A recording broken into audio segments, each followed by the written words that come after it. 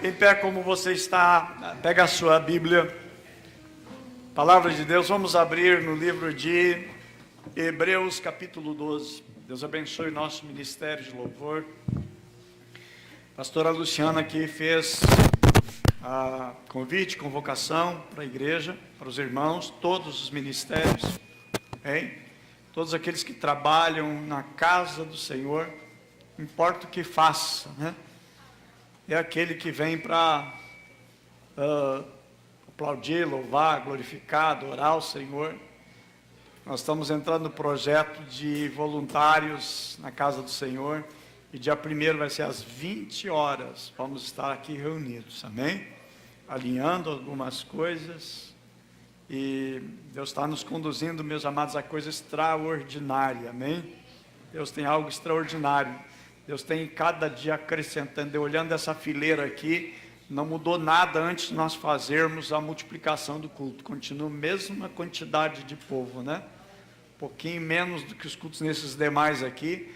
Mas se for unir o pessoal que estava no horário das 5 horas, de jeito nenhum cabe aqui, né? Então Deus está nos conduzindo, nos levando, né, ao novo templo. Quer dizer para vocês que já está encaminhado toda a documentação. Cada vez é um documento que eles pedem no cartório de registro, mas a escritura já está saindo o nome da igreja, ok? E está bem perto já de nos entregar, né? O prazo que eles receberam do oficial é 2 meses para ficar ali. Nós não estamos com pressa, extremamente com pressa, né? Queremos ir para lá o quanto antes, mas vamos precisar de bastante recurso para reformar. E eu sei que força de vontade não nos falta, né? Os irmãos estão lá afiando as pá, as enxadas, as vassouras, os carrinhos de mão, né? As ferramentas, o martelo, e vamos lá trabalhar em nome de Jesus assim que nós quisermos, nós entrarmos ali, amém? Já falei para os irmãos também, nós não entramos lá não por falta da nossa vontade. Se a gente quiser, a gente entra lá, está liberado, né? Quem está morando em cima sabe, porque já é nosso. Mas estamos esperando que a própria justiça remova ele sem problema nenhum. E nós vamos começar lá uma grande obra, em nome de Jesus, amém? Hebreus capítulo 12, versículo 1, diz assim a palavra do Senhor: portanto nós, visto que temos a rodear-nos de tão grande nuvem de testemunhos, desembaraçamo-nos de todo o peso e do pecado que tenazmente nos assedia. Corramos com perseverança a carreira que nos está proposta, olhando firmemente para o autor e consumador da fé, a qual, em troca da alegria que está proposta, suportou a cruz, não fazendo caso da ignominia, e está assentado à destra do trono de Deus. Considerai, pois, atentamente aquele que suportou tamanha oposição dos pecados contra si mesmo, para que não vos fadigueis, desmaiando em vossa alma. Não vos fadigueis, desmaiando em vossa alma. Podemos sentar, meus irmãos? Graças a Deus pela sua bondade, seu amor. Também não deixa aqui, amados, de dizer para a igreja a importância que é na sexta-feira, às 20 horas, a igreja vir orar, né? Nós temos um dia que é oração. A igreja não tem um culto de oração. Nós temos um momento, né, que nos reunimos para orar na sexta-feira, às 22 horas. É um horário que já ninguém mais tem alguma atividade, né? Então, sexta-feira é um dia muito precioso para nós virmos orar junto com os irmãos aqui. Então, tem sido um mover de Deus, uma graça de Deus, nós buscarmos ao Senhor. E hoje nós iniciamos uma série de mensagens que vamos tratar. O nome dessa série é Indesistível, amém? E hoje nós, começando com essa série, nós estamos usando esse texto de Hebreus, capítulo 12, versículo 1 e 3. Na realidade, na série Indesistível, nós vamos focar um pouco o personagem Elias, porque foi um grande homem de Deus, mas um dia ele pensou em desistir. Nós vamos falar 2 aspectos: Deus que não desiste, Deus que é indesistível, e que nós também precisamos. Nós precisamos também ser indesistível, E utilizando base no texto, nós vamos ver alguns elementos que são aplicados na nossa vida. Desejo que Deus trabalhe tremendamente com a igreja, muito forte conosco, com cada um de nós, porque, meus amados, razão para parar na vida, todos nós temos. Percalços, lutas, batalhas, aflições, são tantas coisas que às vezes vêm nos abater. São lanças, são dardos que são lançados, né, sobre a nossa vida, e razão para a gente pensar em parar são muitas. O primeiro ponto desta mensagem, que eu compartilho com vocês, essa mensagem eu quero dividir em 6 pontos, e o primeiro deles é que nós nascemos com uma carreira pré-determinada. Quem determina é Deus. A nossa vida ela está alinhada dentro de um propósito e dentro de um plano de Deus. Eu entendo, eu compreendo que nós não nascemos por acaso. Aliás, Deus não trabalha com o acaso. Para nós pode ser uma obra do acaso, a coincidência. Para Deus não, porque Deus tem planos. E os planos de Deus, eles são imutáveis, eles não mudam. Os planos de Deus, eles vão ser sempre realizados, sempre ser concretizados. Ainda que o homem não queira, mas Deus quer, vai acontecer, porque Deus é maior, amém? Os planos de Deus são maiores que os nossos planos. Os nossos planos falham, os planos de Deus não falham nenhum. Então nós estarmos aqui, é um plano de Deus. Você é um projeto de Deus. Você existe porque é um projeto de Deus. Quem sabe um dia você parou na sua mente, ficou imaginando, por que eu existo? Por que eu estou aqui? Por que eu nasci? Alguns têm algum problema na alma. Sabe, meu pai, a minha mãe não queria que eu nascesse, eu fui um acidente. Pode ser para você, na tua mente, machucada e ferida. Pode ser na mente dos pais, que não projetavam ter o filho. Mas na mente de Deus, você é um projeto de Deus. Deus projetou você. Então nós não nascemos por acaso. Deus tem um propósito. E Deus tem um plano. Há filhos de pessoas que têm problemas emocionais com relação à paternidade, com relação ao convívio, o ambiente onde conviveram. Uns foram criados pelo tio, nem foi pelo pai, nem foi pela mãe. Alguns foram criados pelos avós ou por outros. E aí pode dizer, não, mas eu fui obra, um acidente. Eu digo nesta noite, em nome de Jesus, você não é um acidente. Deus tem um plano. Deus tem um propósito com a tua vida. Você não é apenas mais um a viver nesse mundo. Deus tem um plano com você. Deus tem um propósito conosco. E os planos de Deus que são perfeitos, meus amados, eles são preciosos. A Bíblia vai dizer, no texto que nós fizemos aqui a leitura, o escritor de Hebreus, ele vai nos trazer que nós temos que observar algumas coisas. E é pontuado nisso, meus amados, que nós vamos entender e vamos compreender que de Deus tem no seu propósito para conosco tudo determinado. O Salmo 139, versículo 16, diz que todos os dias foram escritos e determinados por Deus. Todos os dias foram escritos e determinados por Deus. Aquele texto que fala também que todos os cabelos, todos os fios de cabelo da nossa cabeça, eles estão contados. A Bíblia fala que Deus cuida do pardal, que nada vale comercialmente, mas que Deus cuida da vida deles. Deus está sustentando, Deus está cuidando, e Jesus faz uma pergunta, quanto mais valeis vós do que os pardais? Então Deus está atento, Deus está ligado em você. Deus tem propósitos, e nós precisamos chegar, irmãos, ao fim da carreira, e poder dizer como o apóstolo Paulo, que disse, combati o bom combate, acabei a carreira, guardei a fé. Ele combateu um combate, há uma luta, nós estamos numa guerra, nós estamos dentro de uma guerra. Não, pastor, aqui no Brasil é paz. Não, a igreja não tem paz, porque nós temos um inimigo, nós temos um adversário. Israel é um país que está cercado de inimigos, com exceção da Jordânia, é um país mais calmo em relações diplomáticas com Israel. mas o resto é uma guerra ali. O Brasil não está em guerra, mas a igreja está em guerra. Nós estamos em batalha. São muitas batalhas que se levantam, e agora nós estamos dentro da campanha de evangelismo, uma campanha missionária, evangelismo, que é as casas de paz. Você imagina a repercussão, a batalha que é estarmos, porque estamos infringindo contra o reino das trevas uma luta, uma batalha, e aí se levantam batalhas, mas nós precisamos ser perseverantes naquilo a qual Deus nos chamou. E nós temos uma batalha, nós temos uma luta. Para algumas pessoas pode ser até uma luta normal, para nós não, é algo que é além do normal. Então, meus amados, nós precisamos seguir alguns conselhos que o escritor de Hebreus, tem, e dentro do texto que nós lemos, nós vamos ver. Primeiro, nós temos, irmãos, o tema dessa mensagem, é o que está ali, a carreira proposta. Ela vai estar sempre no topo, ali o tema da mensagem, a carreira proposta. Quem propõe essa carreira é Deus. A Bíblia diz que Ele nos propôs essa carreira.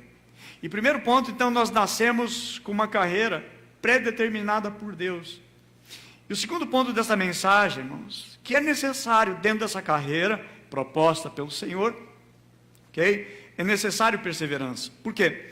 O versículo 1 diz assim, corramos com perseverança. Não é apenas correr. Não é apenas correr. A Bíblia diz corramos com perseverança. Não é apenas correr. Eu digo a coisa mais fácil que existe é alguém parar. Está fazendo uma coisa, está indo bem, vai fazendo. Mas quando não dá certo, aí a vontade que dá é parar. Quando está indo bem, vontade de continuar. Mas não dá certo, dá vontade de parar. É o curso que está fazendo, de repente rodou, as notas foram mal. Eu vou parar, eu vou trancar, eu vou segurar. É o casamento que enfrenta uma enorme de uma crise, eu vou parar. A tendência do ser humano é parar com as coisas. Não nascemos dentro de nós com uma garra de continuar e de perseverar diante das lutas, diante das batalhas. A coisa mais fácil que tem é largar e é parar. Para todo mundo, sem exceção. A melhor coisa para o ser humano é parar, é largar. Encontrou uma luta, encontrou uma batalha, encontrou um desafio, encontrou uma barreira, eu vou parar. Esse é o normal, esse é o natural. Mas para os filhos de Deus é diferente, porque o filho de Deus ele é perseverante, amém? E tem que perseverar. A Bíblia diz, aquele que perseverar até o fim, lá no Evangelho de Marcos, aquele que perseverar até o fim será salvo. Futuro. Precisa perseverar. É preciso na vida de um cristão, daquele que ama Jesus, perseverar. E a Bíblia diz assim, corramos com perseverança. Como é que nós temos que correr? Com perseverança. Nós temos que correr com perseverança. Ou seja, não vou parar. E correr cansa. Correr às vezes leva para a exaustão. Mas é com perseverança, eu não posso parar. Eu não devo parar. Porque o chamado que Deus tem para a minha vida é para perseverança. Quando Deus me contrata para ser dele, quando Deus me compra para ser dele, eu devo ser perseverante, eu devo perseverar. E Deus chama homens e mulheres de Deus para perseverar. E a palavra de Deus vai dizer o seguinte, corramos com perseverança. O que é perseverar? Perseverar, irmãos, é superar os desafios, os embates, os obstáculos, e focar no quê? Na solução, não no problema. Muita gente é contaminada por olhar para o problema, visar, olhar e observar o problema. Aí olha para o problema, vê o problema e esmorece. Nós não somos chamados para olhar para o problema, mas olhar para o autor e consumador da nossa fé, que é Jesus Cristo. Por quê? Olhar para Ele. Nós já vamos ver outro ponto a respeito disso. Meus amados, nós somos chamados para perseverar. Temos muitos exemplos de pessoas aqui sobre a face da terra que já passaram, ainda estão vivos, os que já partiram. Exemplo de superação. Pessoas que eram para ter parado e não pararam, e perseveraram. A pastora Mônica Figueira, ela conta no seu livro a respeito de Gabriela Anderson, foi maratonista em 1984. Estava assim no auge, ela estava na frente, e ela ia bombar, ia chegar lá na linha, né, de chegada, para pegar o seu diploma, o seu troféu.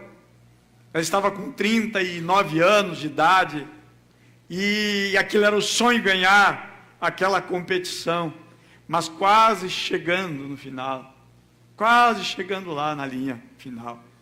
De repente, seus músculos enrijecem, ela não consegue mais os músculos a funcionar. E ela começa quase que se rastejando naquela pista.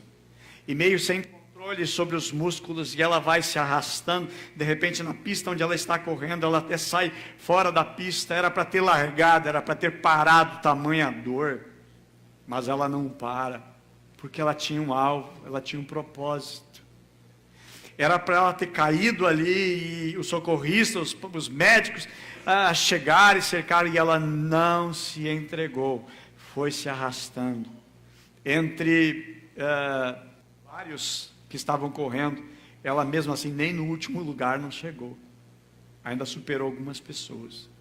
E aí vai mostrar que depois que ela chega na linha, se arrastando, aí vem os médicos e ela se debruça, ela desmaia, tamanha dor e sofrimento por causa do seu músculo.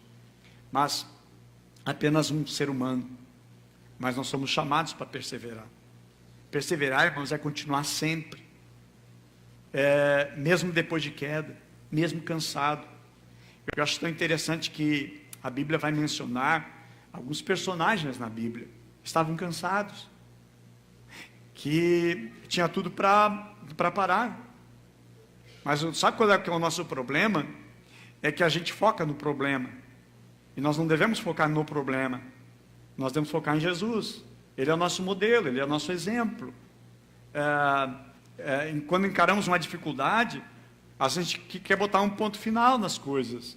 Só que nós não somos chamados para botar ponto final. Só quem pode botar ponto final, né, é Deus. A gente fica botando ponto final. Mas Deus não põe ponto final. Deus põe vírgula. Aonde nós queremos colocar um ponto final, Deus vai ali e Deus coloca uma vírgula. Ou seja, é para prosseguir, é para avançar, é para continuar. A Bíblia diz lá em 2 Coríntios, capítulo 6, versículo 9 e 10, o apóstolo Paulo vai dizer o seguinte: eu tinha tudo para parar, mas não parei. Ele diz assim: como conhecidos, como desconhecido, mas sendo bem conhecido, como morrendo, mas eis que vivemos, como castigado, mas sempre alegre, como pobres, mas enriquecendo a muitos, como nada tendo, mas possuindo tudo. Eu gosto muito de Atos capítulo 16, quando diz que Paulo e Silas foram para a prisão, apanharam, as costas dele foi lavrada de chicotadas, aberto as suas carnes, e a Bíblia diz que perto da meia-noite, Paulo e Silas. O que Paulo e Silas faziam dentro de uma cadeia? As costas doídas, as costas em carne. O que eles faziam perto da meia-noite? A Bíblia diz que eles cantavam louvores ao Senhor. Cantavam louvores ao Senhor. E sabe o que aconteceu com quem está passando por essa prova, essa luta tão grande, fica cantando louvor a Deus? Milagre, sobrenatural. A Bíblia diz que houve um tremor naquele lugar e as portas se abriram. Aí você, mas pastor, eu oro, eu choro, eu clamo e nada acontece, mas vive reclamando, vive se queixando. E Paulo está no meio de uma luta, ele está louvando a Deus. E a gente tem que aprender, irmãos, como é que se abre portas. É louvar, é bendizer, é exaltar a Deus na hora da aflição. Quando tudo está bem, é fácil cantar, é fácil adorar, é fácil bendizer, está bem, as coisas estão indo bem. Mas quando as coisas não vão bem, o que fazer? Pessoas que vivem se queixando de manhã, de tarde e de noite. Se queixam no café da manhã, no almoço e na janta. Tudo está ruim. A Bíblia diz o seguinte: se nós temos que comer e beber, devemos estar contentes, no sentido de ser feliz, não estar reclamando. Há pessoas que vivem a reclamar, e aí vivem se queixar. Conversando com uma pessoa, diz: ah, pastor, minha vida está assim, por causa de fulano, por causa de Beltrano, por causa disso, daquilo, daquele outro. Aí põe culpa em todo mundo, é o cachorro, é o gato, é o vizinho, é o emprego. Tem gente que vive a reclamar de tudo na vida. Parece que tem o dom da reclamação. dado pelo capeta. Obviamente que não é por Deus. Sabe reclamar. Fez faculdade, pós-graduação, mestrado, doutorado em reclamação. Como é que vai agradar a Deus? A Bíblia diz que nós temos que louvar em todo o tempo, porque Deus é bom. Não, pastor, as coisas não estão tão legal. Louve o Senhor. Bendiga o Senhor. Deus é bom. Deus não é bom quando as coisas são boas para mim. Quando as coisas não estão boas para mim, fica quietinho, porque Deus está trabalhando. Deus sabe trabalhar. Tem um livro chamado Deus Trabalha no Turno da Noite. É lindo. Porque Deus trabalha quando você está dormindo, você não está enxergando, mas Deus está trabalhando. A gente acha que Deus está trabalhando quando a gente vê as coisas maravilhosas acontecendo, extraordinária. Não, irmãos, Deus trabalha quando você não vê, quando você não enxerga. Deus está trabalhando. Você está cultuando, adorando Ele, Deus está trabalhando por você. Deus está trabalhando pela tua causa. Mas, pastor, as portas estão tudo fechadas. Fica tranquilo, querido. Tua vida está na mão do Senhor. Amém? Deus cuida de nós. E o apóstolo Paulo está dizendo o seguinte, olha, como pobre, mas enriquecendo a muitos. Como nada tendo, mas possuindo tudo. E às vezes a nossa vida é assim, irmãos. Muitas vezes pensamos que o fim chegou. Que não tem mais nada. Que tudo acabou. Essa é a nossa visão. Não a visão de Deus. Agar, serva de Sara, que teve um filho com Abraão, está lá num deserto, não tem mais água, terminou a água no cantil, não tem mais o que comer, e ela vai num canto lá e começa a chorar, chorando, não tem mais água, não enxergou a água, na realidade estava ali, só que os olhos não viram. Aí Deus, ali de alguma maneira extraordinária, chega naquele lugar, e a Bíblia diz que o Senhor então toca ali de alguma maneira, faz um milagre, e os olhos de Agar se abrem, e ela enxerga um poço. Quantas vezes o poço está do teu lado, e você não enxerga? Quantas vezes a bênção que você tanto necessita, está ali, só que você não enxerga. E por que a gente não enxerga?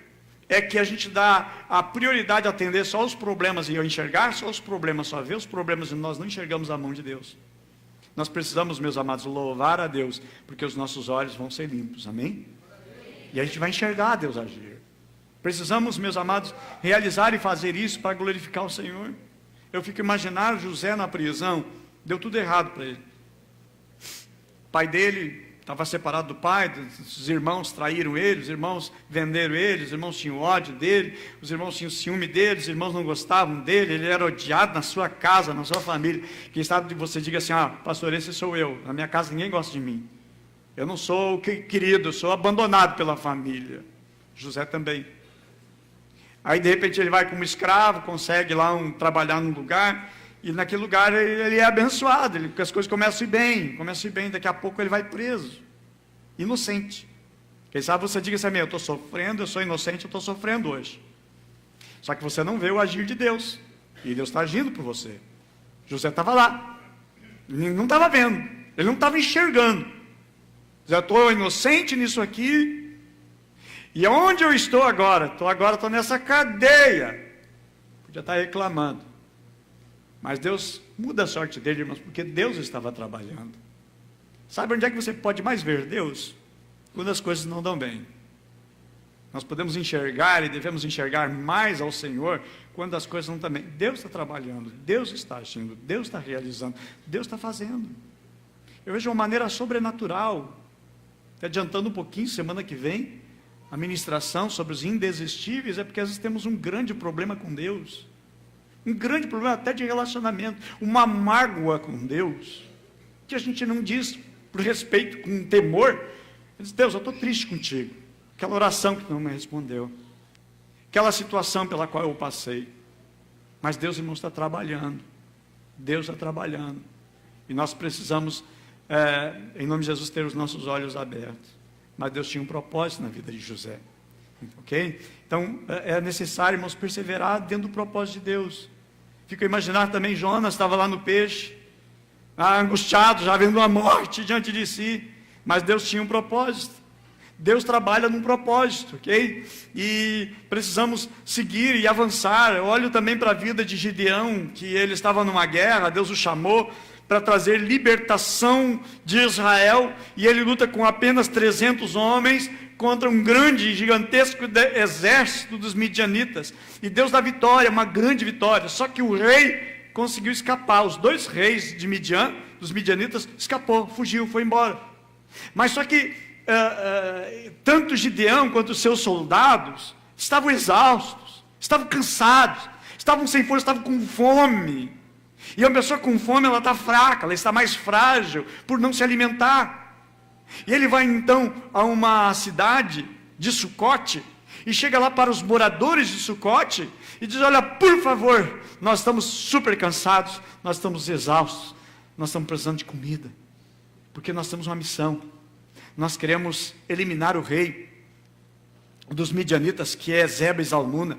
Por favor, nos dá comida, nos dá um pão, nos dá algum alimento, porque nós temos que ir atrás deles. E aí eles disseram o seguinte: olha, tu ainda não capturou, tu ainda não matou, tu não eliminou o inimigo, e isso aí nós não vamos te dar o nosso pão.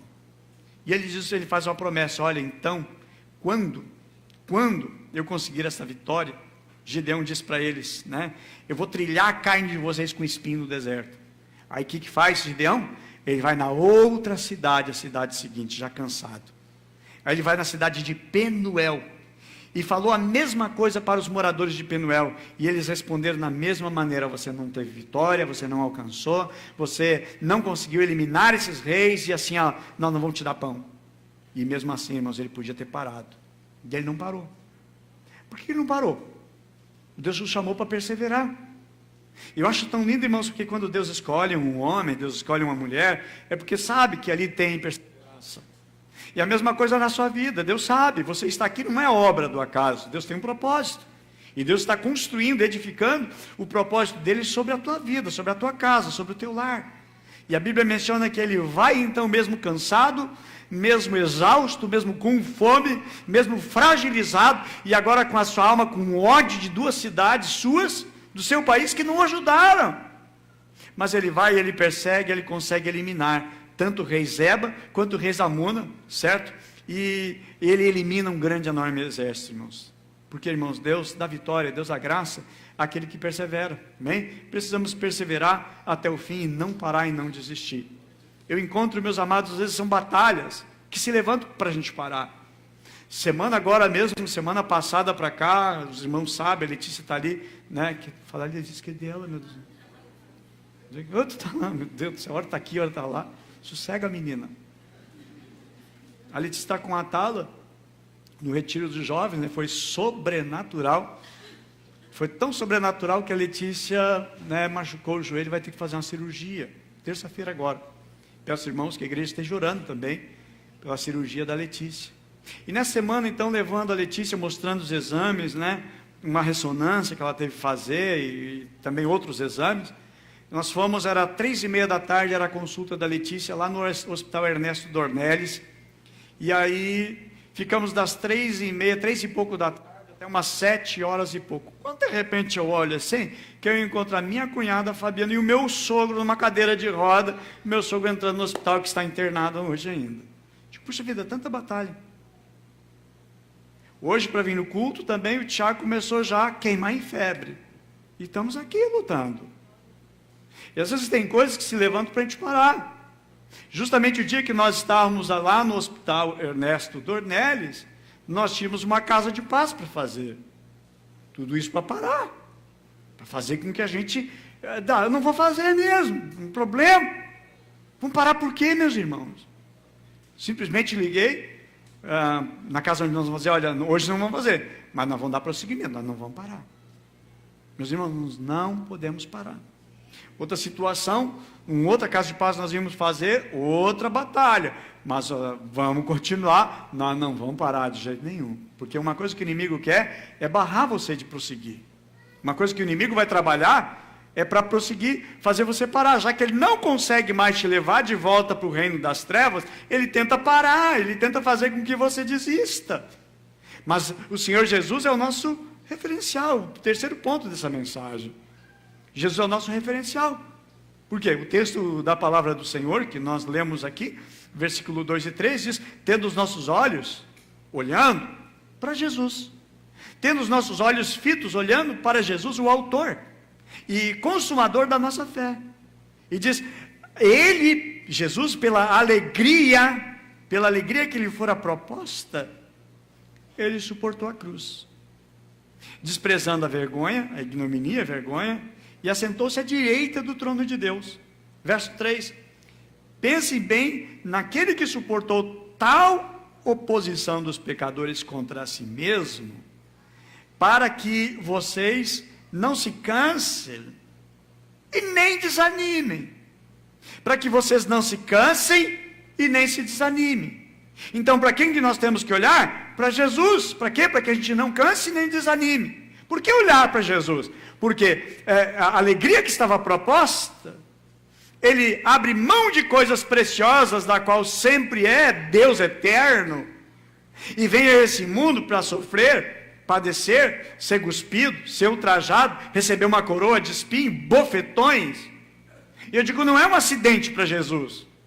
De repente Jesus chega na terra, se torna carne, se fez carne, habitou entre nós, e de repente Jesus está lá, daqui a pouco alguém se levanta contra ele. Ele sabia de tudo, irmãos.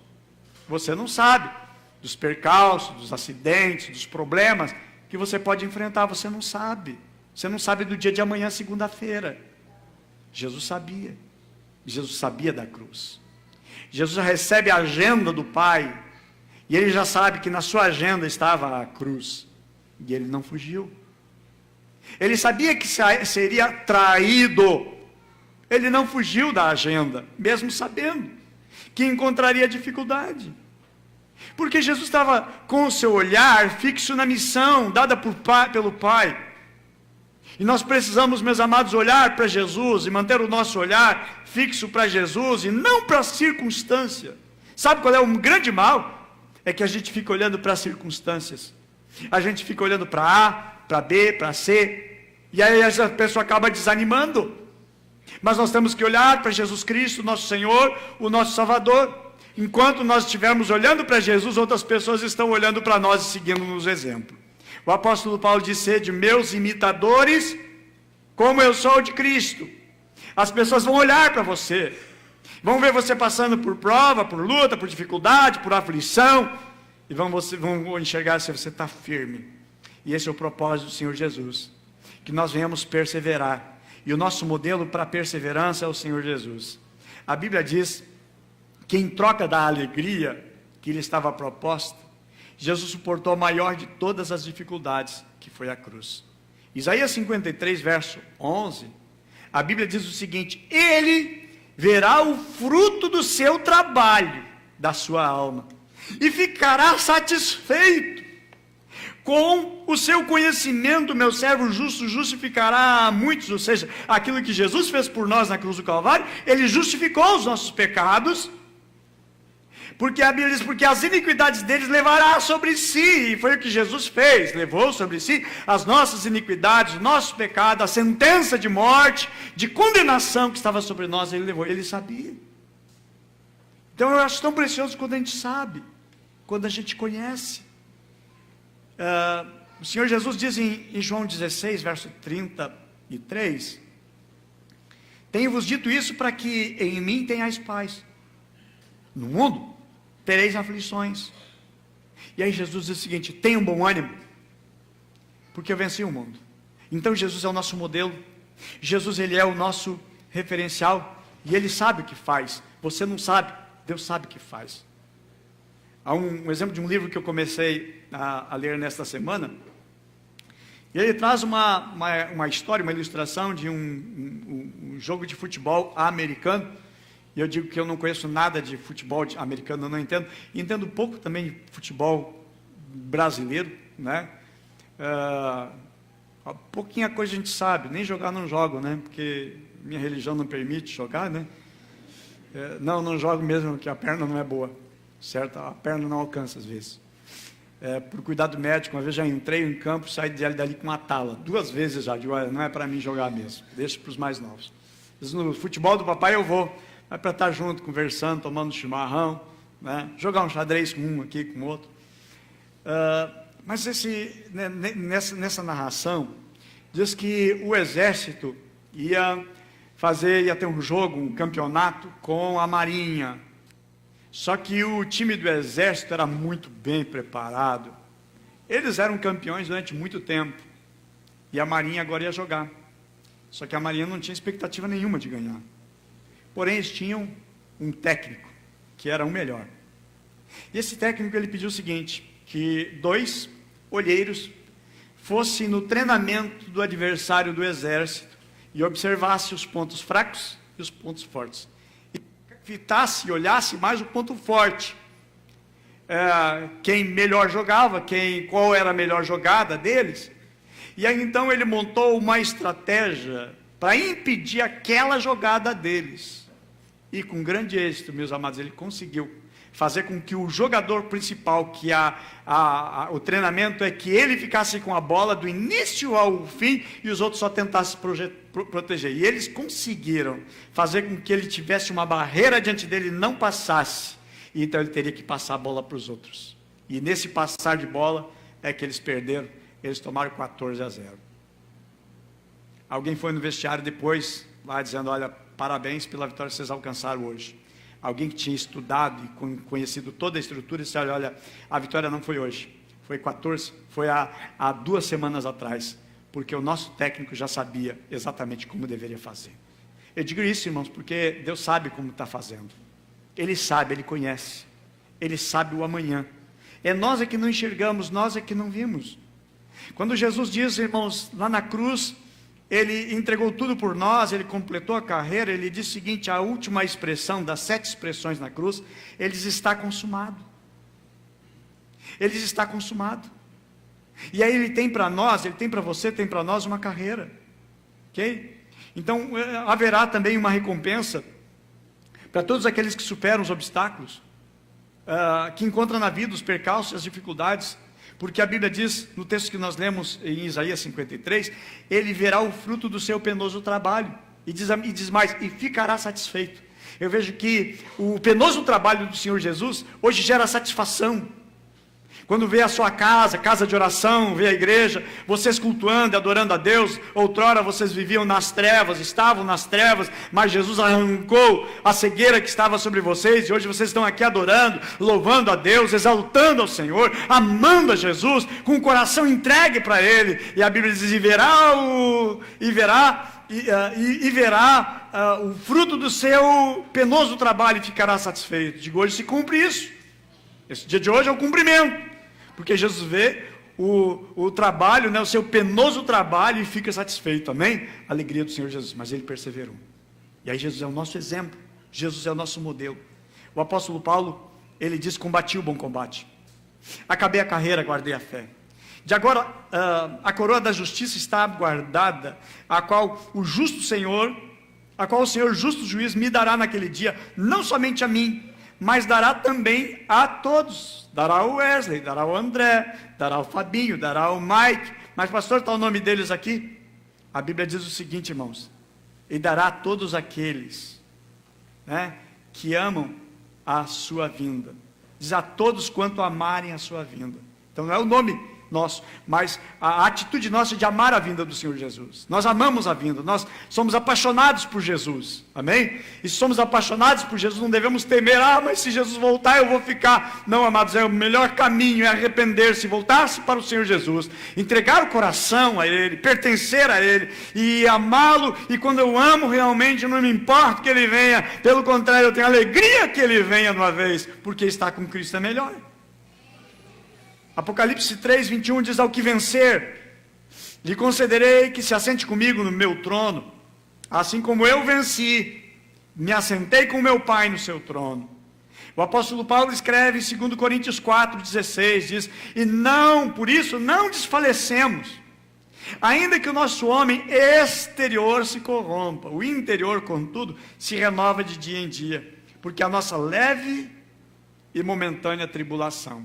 Eu chamo a atenção de vocês para 2 características da tribulação. Diz que é leve e é momentânea. Fala de peso e fala de tempo. Leve e momentânea tribulação. Por que ele diz isso? Porque ele traça uma linha de um paralelo comparativo, em que ele vai dizer assim, porque a nossa leve e momentânea produz para nós um eterno peso de glória, acima de toda comparação. Eu amo esse texto. E ele diz assim, um eterno peso de glória, muito excelente, acima de toda comparação. E o versículo 18 diz, não atentando nós nas coisas que se veem. Porque aquilo que se vê é passageiro, é temporário. E aquilo que não se vê é eterno, diz o apóstolo Paulo. Diz, não nas coisas temporais, mas naquilo que é eterno. Meus amados, nós precisamos, em nome de Jesus. E o que pode nos desanimar? O que pode nos trabalhar na nossa vida e nos fazer desistir? Digo, tem uma coisa, não são lutas não. Porque quando você tem luta, mas você está firme com Jesus, pode vir o temporal. A Bíblia diz que veio a tempestade, aquela casa que não foi construída sobre a rocha, o que aconteceu? Desabou, foi-se. Mas aquela que estava firme, nada aconteceu. Por que nada aconteceu? Porque Jesus diz o seguinte, todo aquele que ouve a minha palavra e pratica, ainda que venham essas tempestades temporais, vai ficar firme. Ah, por que não está firme? Porque não está firmado na palavra. Talvez seja apenas ouvinte, não um praticante. E nós somos chamados exatamente para cumprir a palavra de Deus, porque é temor do nosso coração que nos leva a praticar e estar firme. E esse é o propósito do Senhor. E aí, às vezes, por que nós não ficamos, por que somos abatidos e abalados? Porque, meus amados, acontece que, não estando firme, o nosso coração vai ceder ao pecado.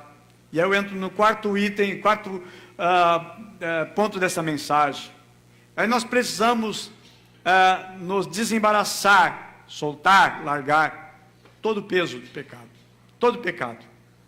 Todo pecado, não importa que tipo, não importa que tamanho, mas pecado é pecado e pecado separa-nos de Deus. E pecado impede Deus de nos abençoar na carreira que Ele propôs. Como assim? Mas Deus não é poderoso para me abençoar? Deus é poderoso, irmão, para me abençoar como Ele quer. Só que Deus não vai compactuar abençoando o pecado. Deus, irmãos, a Bíblia diz que os nossos pecados, eles nos separam, eles nos afastam de Deus. E a gente está orando, buscando, querendo uma bênção, mas não queremos consertar a vida com Deus. Eu digo que hoje, o Evangelho hoje, ele está muito mistificado. É um Evangelho hoje que não mudou muito. Para algumas pessoas que anos atrás viviam nas trevas, iam ali no Pai, lá no terreiro de Umbanda, no terreiro de casa de obras, magia negra e tudo mais, estava com um problema lá, ia lá no Pai de Santo e pagava, olha, está aqui o dinheiro, pode fazer um trabalho para mim. Pronto, fez o trabalho. Ou ia lá numa sessão lá para fazer uma limpeza na alma, limpeza na casa, que as coisas estavam carregadas, pagava. Aí hoje você liga o rádio, liga a televisão, e aí tem um apelo, você está passando problema, você está passando uma luta, vem aqui na igreja, pega a sua oferta e dá uma oferta cara, dá uma oferta alta, então você vai ser abençoado. Irmão, não mudou nada, porque as pessoas só querem uma bênção, mas não querem mudar de vida. E o Evangelho não vai propor a você um balcão de negócio, você dá dinheiro e você recebe bênção. Deus não é negociador. Deus não é um comércio em que você dá, então você recebe. Evangelho, irmãos, é graça de Deus, Ele me abençoa pela sua bondade, a sua misericórdia, o seu amor. Se salvação fosse por pobre, nenhum teria direito às coisas eternas. Mas lembre-se, Mateus capítulo 11, versículo 25, Jesus diz, graças eu te dou, ó Pai, porque ocultaste essas coisas aos sábios e entendidos, e aos entendidos e aos grandes, e revelaste aos pequeninos. Graça de Deus, irmãos. E muitas pessoas querem hoje o seguinte, pastor, ora por mim. Pastor, eu estou com um problema, ora por mim. Estamos fazendo aquele propósito de dar uma oferta alta para que a minha bênção chegue, ou seja, eu estou querendo negociar, mas eu não quero mudar de vida. Não é o Evangelho do Senhor Jesus. O Evangelho, irmãos, propõe mudança de vida, transformação de vida. há situações, irmãos, que não devemos nem sequer orar por essas situações. Alguém disse assim: olha, eu estou com um problema muito sério com o meu esposo, e lá no meu trabalho tem um colega que está me assediando, estou pensando em largar o esposo e ficar com o meu colega. Mas ora por mim porque dê certo com o meu colega. Deus não vai responder esse tipo de oração, irmãos. Deus não está nisso. De maneira nenhuma, quando eu quero partir para uma infidelidade, quero que Deus abençoe as coisas erradas que eu vou fazer. Pastor, ora por mim porque o meu pai quer que eu ajude a pagar as contas em casa, e eu não quero, pastor. Ora para que quebre o coração do meu pai, ele quer que eu ajude a pagar a luz de casa, eu não quero pagar a energia elétrica de casa. Eu não vou orar por isso, coisa nenhuma. Vou orar porque você se converta. Ajude seu pai, honre seu pai, ajude na casa. Tem orações, irmãos, que Deus não vai responder. A Bíblia menciona mesmo sobre o estado de pecado de Israel, e Deus fala para Jeremias: Jeremias, não ora por esse povo, não ora por esse povo. Eu acho tão lindo, irmãos, porque Deus ainda diz, diz o seguinte: ainda que Daniel, Jó, orem por eles, eu não responderei. Quem era Daniel? O maior profeta, homem com intimidade com Deus. Jó, o homem mais justo mencionado na Bíblia. E a Bíblia diz, irmãos, ainda que, lá no livro de Ezequiel fala isso, ainda que Jó ore por eles, ainda que seja Daniel a orar por eles, ainda assim eu não responderei. Deus não vai responder, irmãos, certo tipo de oração. Porque Deus quer, irmãos, que o pecado seja banido, seja retirado. Você quer que uma vitória aconteça? Faça o propósito: Senhor, eu vou consertar a minha vida no altar. Vou colocar a minha vida e vou consertar coisas que estão erradas, eu sei que está errado. E há pessoas que espiritualizam o seu pecado. E dizem: ah, pastor, isso é de Deus, foi Deus que colocou isso. Não foi, queridos. Tem coisas que Deus não colocou sentimento. Uma menina uma vez disse: ai, pastor, mas esse menino é de Deus para a minha vida. Como ele é de Deus para a minha vida? Eu digo: filha, isso é amarra para a tua vida, é destruição para a tua vida. E você está dizendo que é de Deus, mas foi Deus que colocou esse sentimento. Eu digo: não foi Deus. Tem coisas, irmãos, que nós sentimos que não tem nada a ver com Deus. E o que Deus quer, irmãos, é uma coisa: o do conserto da nossa vida. Deus não quer tanto o meu dinheiro, nem minha oferta. Deus quer a minha mudança, a minha transformação de vida. É isso que Deus quer. Sacrifícios e ofertas não aceitaste, mas o meu coração, minha alma, o Senhor esmagou. Meus amados, Deus deseja conserto. Porque, meus amados, o propósito, porque às vezes o que nos faz desistir é por causa do pecado. O pecado, ele amarra a pessoa, ele detona a pessoa, ela destrói a pessoa. Isaías 59:2, mas as vossas iniquidades fazem separação entre vós e o vosso Deus, e os vossos pecados encobrem o seu rosto de vós, para que eu não vos ouça. Pode, irmãos, dobrar o joelho e ficar 3 horas orando, enquanto não tiver arrependimento e conserto, Deus não vai agir. Mas as coisas estão dando certo, será que é Deus que responde? Eu coloco na tua cabeça agora, na tua mente, você pensar. Irmãos, até o diabo, entre aspas, abençoa. Não foi o diabo, Satanás, que disse para o Senhor Jesus: tudo isso eu te darei, se prostrado me adorar? Foi o diabo que falou isso para Jesus? Não, o diabo dá. Aí a pessoa pegou e disse: hoje eu não vou no culto, não vou. Aí você fica em casa. De repente, se for o maior domingo da tua vida, você ficou em casa. Aí você: puxa vida, não fui no culto e eu estou tão feliz, estou tão bem, tão uma paz, uma tranquilidade. Mulher que brigava, marido que brigava, os filhos que reclamavam, está tudo uma bênção, está tudo ótimo. O diabo não está investindo em você. O diabo, deixa calmo. O diabo já dá uma ordem para os demônios aqui, ó: não perturbe ele não foi no culto hoje. Deixa assim. Aí o outro domingo: também não vou hoje, não fui no outro. E, irmãos, fica um céu. O diabo: olha, vamos deixar em paz. O diabo dá, irmãos. O diabo dá para gerar uma sensação de bem. Teve uma pessoa na igreja que entregou a vida, se batizou e passou por um momento de doença, de enfermidade, né? Isso ali no bairro Santos Dumont. E aí ele disse o seguinte: olha, eu não estava na igreja e eu não tinha essa doença. Pois olha, se eu ficar bem dessa doença eu vou sair da igreja. Pronto. Pronto. O diabo ouviu, o diabo investiu, e o diabo tirou a mão daquela doença que estava colocando. E a pessoa curada não foi mais na igreja. Eu digo, quem é que respondeu essa oração? Quem foi que deu esta bênção? Não foi bênção. O diabo, irmãos, dá uma sensação que parece ser boa, oferece prazeres que parecem ser bom, mas o pecado nos faz desistir, nos faz parar. E nós precisamos desembaraçar de todo o pecado. A Bíblia diz assim, 1 Coríntios 9, verso 24. Não sabeis vós que os que correm no estádio, todos na verdade correm, mas um só leva o prêmio. Correi de tal maneira que alcanceis. E todo aquele que luta, de tudo se abstém. Eles o fazem para alcançar uma coroa corruptível. Nós, porém, uma incorruptível.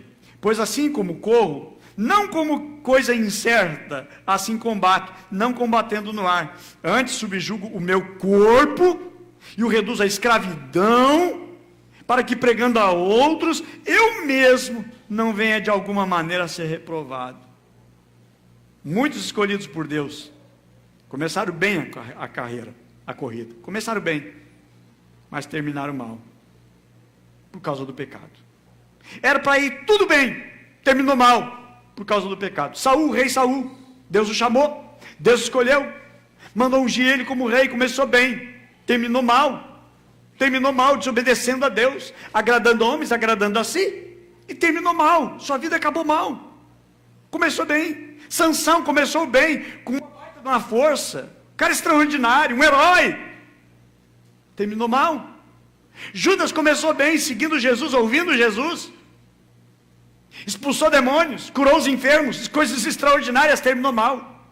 O apóstolo Paulo vai falar de Demas, dizendo o seguinte: Demas, amando o presente mundo, amando o presente século, me abandonou. Começou bem.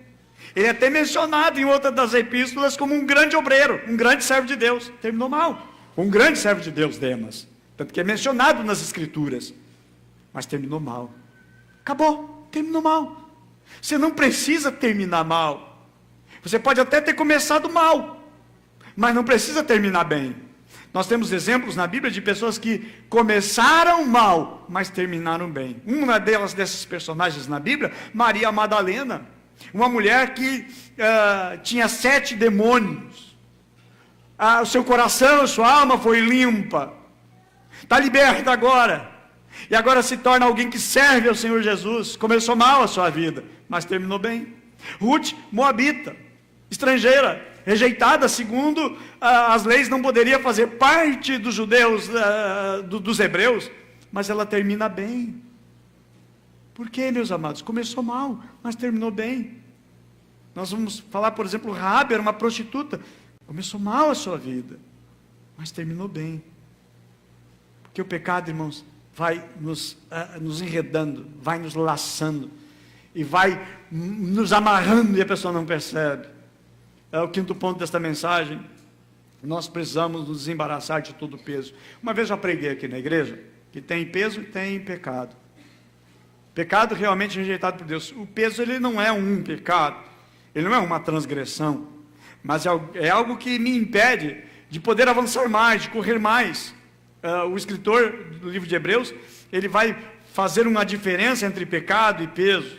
Algumas coisas que elas podem estar pesando os nossos pés, como por exemplo aqueles desenhos, dos prisioneiros amarrados uma corrente nos pés de uma enorme de uma bola. É que a correr não adianta, dá peso, ele poderia ir muito mais se não tiver peso. Quantas coisas na nossa vida são pesos que não deveria estar, e que nós devemos hoje dizer: Senhor, eu estou hoje largando todo o peso, eu estou me desvencilhando, eu não quero mais esse peso na minha vida, eu não quero carregar mais isso comigo, eu quero estar livre para te adorar, eu quero estar livre, porque esse peso pode me impedir de avançar e pode me levar a desistir. Algumas coisas elas são peso, ok? O peso ele vai causar fadiga, pode nos fazer desmaiar a nossa alma e nos tirar também da corrida, é o que a Bíblia vai dizer. E aí eu uso aqui um exemplo bíblico, que é o profeta Elias. Elias, o profeta, irmãos, é um grande exemplo. como os pesos que pode nos tirar da carreira. 1 Reis, capítulo 19, vai contar a história de Elias. Elias foi o maior profeta narrado no Antigo Testamento. Eu considero maior até mesmo do que Moisés. Moisés foi abrir o mar, mas Deus só disse: Moisés faz, e Moisés faz. Moisés diz, e Moisés dizia. Moisés toca, só obedecia. Agora Elias não, irmãos. Elias dava uma ordem e as coisas aconteciam. Elias ora e uma pessoa ressuscita. Elias ora e o alimento multiplica. Elias, meus amados, ora e sobre a palavra dele, o céu se fecha e não chove mais. Ele foi um dos homens extraordinários, mas chega um momento na vida dele, ele se vai para uma caverna, ele está desanimado, ele está deprimido, ele chega até mesmo a pedir a morte, e ele estava abandonando a carreira, uma carreira gloriosa que tinha, e ele preferiu o quê? Desistir, abandonar, ele preferiu morrer, do que continuar lutando, batalhando, servindo. Eu digo, se um grande homem como Elias passou por isso, e a Bíblia diz que Elias era um homem sujeito às mesmas paixões que qualquer um de nós podemos enfrentar, mas ele encontrou uma frustração, porque não viu o resultado. E não é porque nós estamos fazendo casa de paz, eu não vejo o resultado, então eu vou parar. Você não sabe. O resultado, quem conhece é Deus. Quem está trabalhando, quem está agindo no coração, nos filhos da paz é Deus. Nós fazemos a nossa parte, nós anunciamos, nós vamos orar, nós vamos abençoar aquela família, aquela casa, para que haja paz naquela casa, mas quem está agindo é Deus. Aí você analisa assim, está dando resultado nenhum. Você não imagina, o maior resultado de toda a história da vida dessa igreja vai ser aquele que parece que não está dando resultado. E a gente olha assim, mas isso aqui vai dar muito resultado, essa pessoa vai dar resultado, e Deus sabe que não, mas nós não podemos desistir. E o problema de Elias, irmãos, ele não viu resultado. Ele achou que não tinha resultado. E às vezes nós pensamos assim, não tem resultado.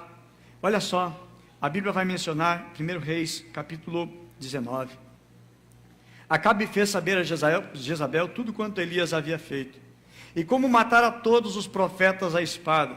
Então Jezabel mandou um mensageiro a Elias a dizer-lhe: façam-me os deuses como lhes aprouver, se amanhã a essas horas eu não fizer a tua vida como fizeste a cada um deles. Temendo, pois, Elias levantou-se para salvar a sua vida e se foi. E chegou a Berseba, que pertence a Judá, e ali deixou seu moço. Ele mesmo, porém, se foi ao deserto, caminho de um dia, e veio e se assentou debaixo de um zimbro e pediu para si a morte. Olha a oração dele: Senhor, eu quero a morte. Graças a Deus que tem orações que Deus não ouve. São orações loucas da nossa cabeça, que a gente faz no momento de uma circunstância. E a Bíblia diz assim, pediu a morte e disse: basta, toma agora, Senhor, a minha alma, pois não sou melhor do que os meus pais. Versículo 8 e 9, levantou-se, pois, comeu e bebeu, e com aquela força daquela comida caminhou 40 dias, 40 noites até Horebe, o monte de Deus, e ali entrou numa caverna, e passou a noite. E eis que veio a palavra do Senhor e lhe disse: que fazes aqui, Elias? Que fazes aqui, Elias? Eu acho tão interessante a pergunta de Deus. Que fazes aqui, Elias? Deus faz perguntas. Que faz aqui, Elias?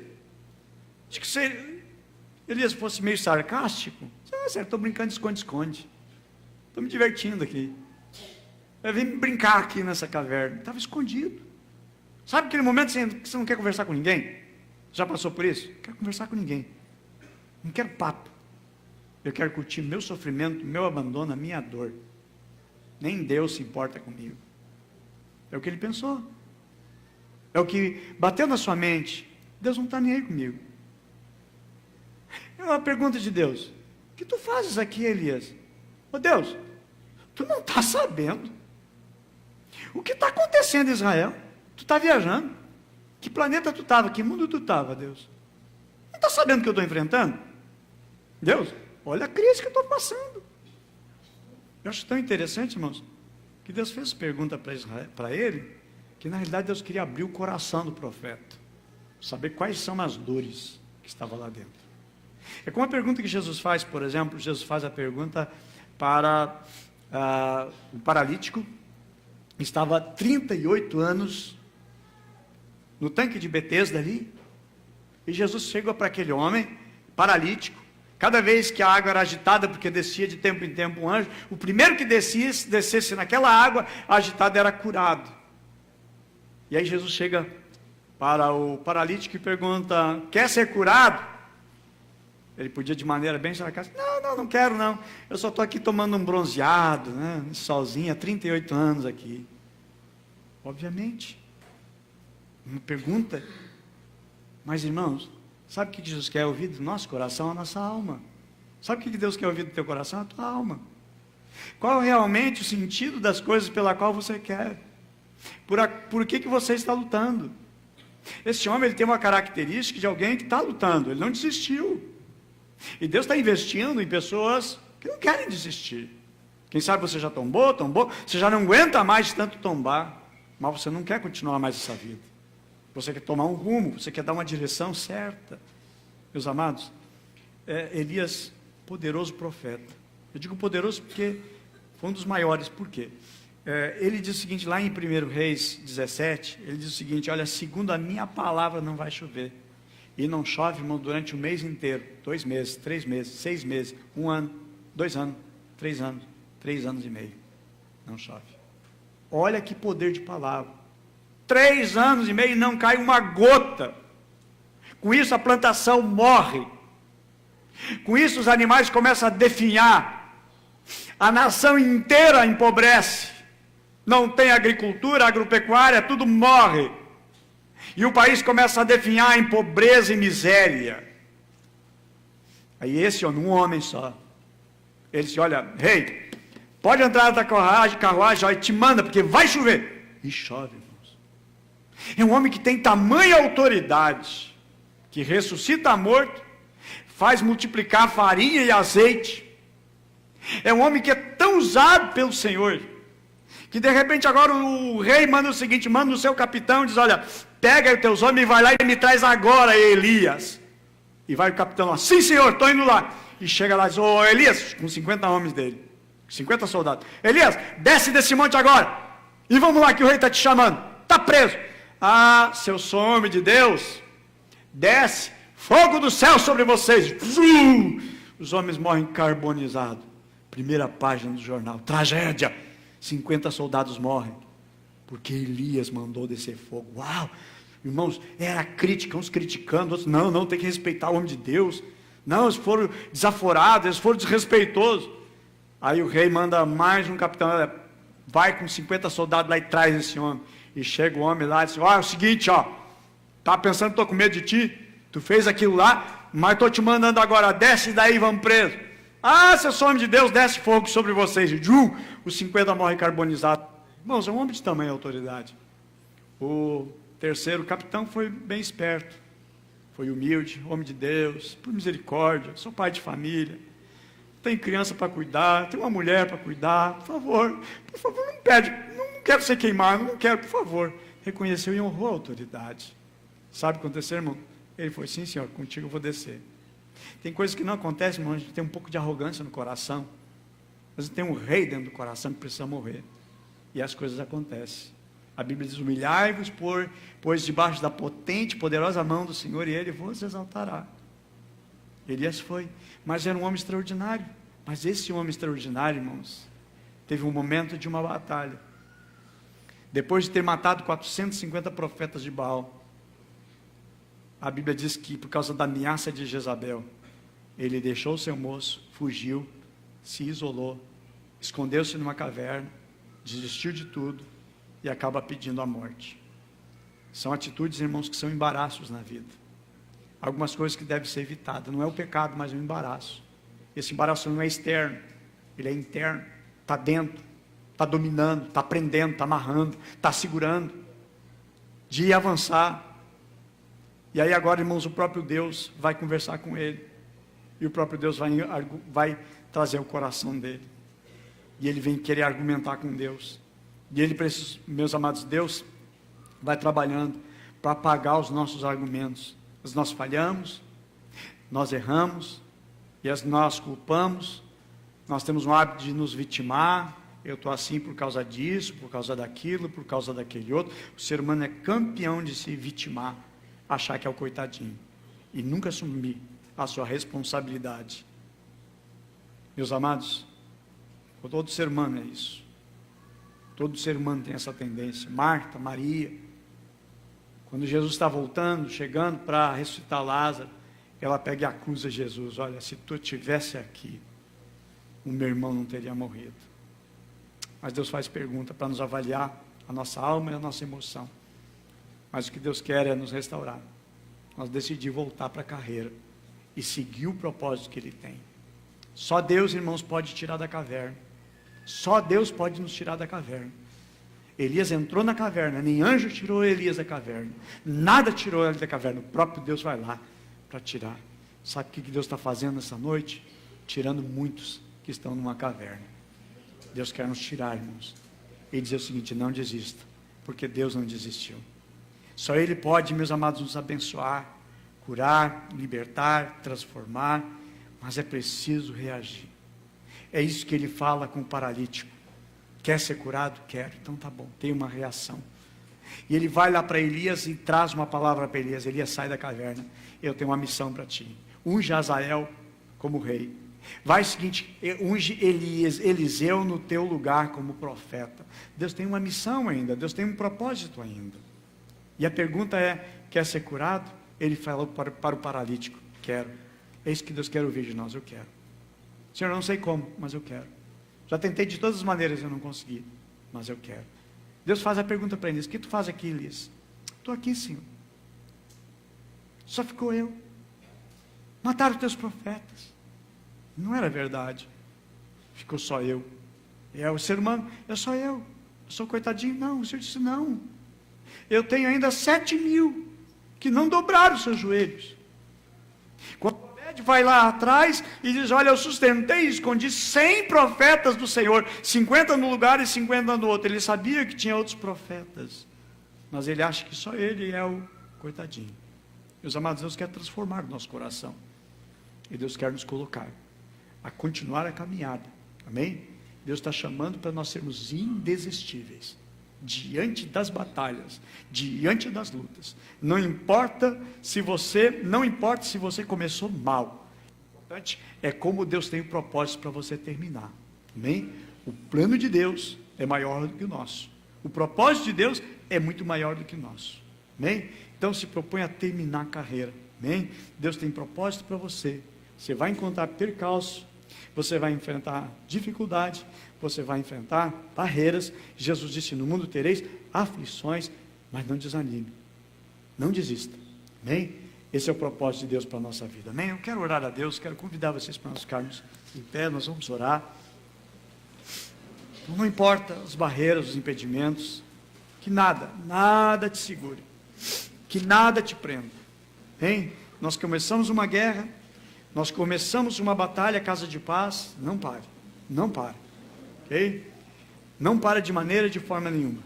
Batalhas podem existir, mas não desista. Você começou a caminhar e a buscar o Senhor. Talvez você está aqui há poucas semanas na igreja, há poucos meses aqui na igreja. Não desista, ainda que batalhas se levantem, ainda que lutas se levantem, mas não desista. Vamos perseverar, porque a vitória é muito grande, amém? O que Deus tem é muito grande, amém? Nós vamos louvar o Senhor e vamos orar. Gostaria que você orasse agora, em nome de Jesus. Você coloque diante do Senhor nessa noite, diga: Senhor, eis-me aqui, Senhor, eu não vou parar, eu não vou, de maneira nenhuma, eu não vou parar, não vou desistir, porque o Senhor, Tu estás investindo em indesistíveis, e o Teu propósito para a nossa vida, que nós venhamos acabar a carreira, e o Teu propósito que Tu tem para a nossa vida, amém? Vamos orar.